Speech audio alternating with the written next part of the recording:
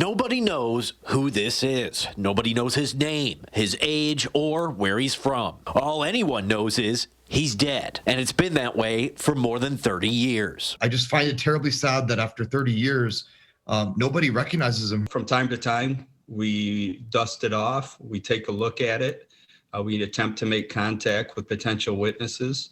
Because we would like to get this solved. Saginaw's John Doe was shot to death on Carroll Street in October 1988. Saginaw police believe he may have been in his late teens and from out of town. And I suspect that there's probably some family members out there that are wondering what happened. Now, at this point, there's very few ways for Saginaw police to identify who this young man was. But the big one that they're banking on is DNA. With cutting-edge technology, can we go back to these cases and unlock even the smallest clue that might move the case forward? Genealogical DNA testing is what Othram Inc. will use to potentially unlock the secrets of Saginaw's John Doe. Othram is a laboratory in Texas. It's helped law enforcement across the country solve similar cases. They'll take this young man's DNA and create a profile of his genetic markers. They'll then compare his DNA to other people's to find distant and sometimes even close relatives. In a sense, we're all genetic family, right? We're all genetically related. And so you just don't know. Like, you could very well be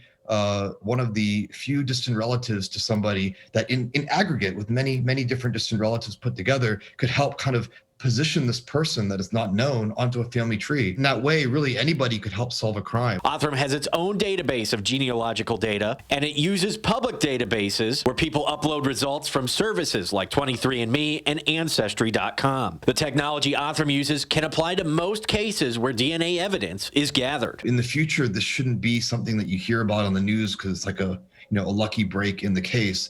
In the future, I want folks to expect it. I think it should be a standard tool. Building John Doe's DNA profile will take around 12 weeks. Finding his relatives and potentially his killer is up to genetics. Scott Walczek, WNEM TV 5.